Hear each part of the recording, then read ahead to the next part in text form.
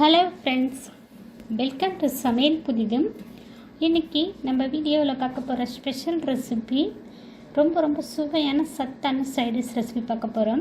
இன்றைக்கி நம்ம பருப்பு துவையல் சுவையாக எப்படி செய்து பார்க்க போகிறோம். இந்த பருப்பு துவையல் பார்த்திங்கன்னா ரச சாதம், சாம்பார் சாதம், சுடு சாதத்தில் நெய் போட்டு சாப்பிட்லாம். தண்ணி சாதம், தயிர் சாதத்துக்கு, சப்பாத்திக்கு, ரொட்டிக்கெலாம் ரொம்ப ருசியாக இருக்குங்க. இந்த சைடிஷ் வீடியோவை முழுமையாக பார்த்துட்டு இதே முறையில் நீங்கள் ட்ரை பண்ணி பார்த்துட்டு எப்படி வந்துச்சுன்னு உங்களுடைய கருத்துக்களை ஷேர் பண்ணுங்கள். இந்த வீடியோ உங்களுக்கு பிடித்திருந்தால் லைக் பண்ணுங்கள், ஷேர் பண்ணுங்கள், சப்ஸ்கிரைப் பண்ணுங்கள், கமெண்ட் பண்ணுங்கள். இந்த வீடியோவை ஸ்கிப் பண்ணாமல் முழுமையாக பாருங்கள். இப்போ வாங்க ரெசிபிக்குள்ளே போகலாம்.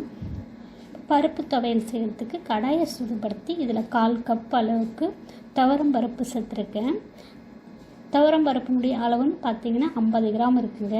இதில் 1 டீஸ்பூன் கடலைப்பருப்பு, 1 டீஸ்பூன் உளுத்தம்பருப்பு, காரத்துக்கு 4 வரமிளகாய், 4 பூண்டு பற்கள், கொஞ்சமாக கருவேப்பிலை சேர்த்துருக்கேன்.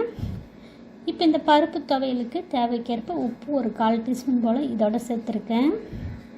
இப்போ அடுப்பு லோ ஃப்ளேம்லேயே வச்சுட்டு நல்லா ஒரு 4-5 நிமிஷத்துக்கு நல்லா இதை வறுத்து எடுத்துக்கலாங்க.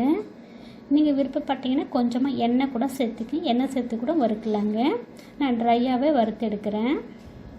இது கூடவே ஒரு சின்ன நெல்லிக்காய் சைஸ் அளவுக்கு புளி சேர்த்துருக்கேன்.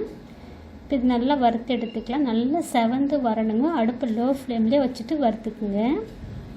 இப்போ பார்த்தீங்கன்னா நல்லா செவந்துருக்கு பாருங்கள். இந்த மாதிரி பக்குவம் வந்துட்டு ஸ்டவ் ஆஃப் பண்ணிவிட்டு தனியாக ஒரு பிளேட்டுக்கு மாற்றி ஆற வச்சுக்கலாங்க.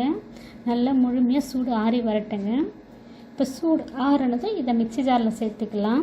இது கூடவே கொஞ்சமாக பெருங்காயத்தூளும் சேர்த்துக்குங்க. நீங்கள் கட்டி பெருங்காயம் சேர்க்குற மாதிரி இருந்தால் முன்னாடியே பருப்பு வறுக்கும் போதே சேர்த்துக்குங்க. இப்போ இதில் கொஞ்சமாக தண்ணி சேர்த்து பருப்பு துவையலை ரொம்ப நைஸாக இருக்கக்கூடாது, கொஞ்சம் குறைப்பாக அரைச்சிக்கலாங்க. இந்த மாதிரி கெட்டியான பக்குவத்தில் இருக்கணுங்க. இதுக்கு தாளிப்பெல்லாம் வேண்டாம், அப்படியே வச்சு சாப்பிட்லாம், ரொம்ப ருசியாக இருக்குங்க.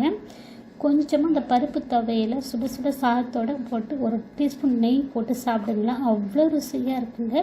கண்டிப்பாக இந்த பருப்பு துவையில் நீங்கள் ட்ரை பண்ணி பாருங்கள். சுட சாதம், அப்புறம் பார்த்திங்கன்னா தண்ணி சாதம், சாம்பார் சாதம், தயிர் சாதத்துக்கு, சப்பாத்தி, ரொட்டிக்கு, தோசைக்கெல்லாம் ரொம்ப ருசியாக இருக்கும். சத்தான சுவையான இந்த பருப்பு துவையில் நீங்களும் ட்ரை பண்ணி பார்த்துட்டு எப்படி வந்துச்சுன்னு உங்களுடைய கருத்துக்களை ஷேர் பண்ணுங்கள். இந்த வீடியோ உங்களுக்கு பிடித்திருந்தால் லைக் பண்ணுங்கள், ஷேர் பண்ணுங்கள். நம்ம சேனலுக்கு மறக்காமல் சப்ஸ்கிரைப் பண்ணுங்கள். கூடவே பெல் ஐக்கானை கிளிக் பண்ணி வச்சுக்கோங்க. இந்த வீடியோவை ஸ்கிப் பண்ணாமல் முழுமையாக பார்த்ததுக்கு நன்றி. வணக்கம்.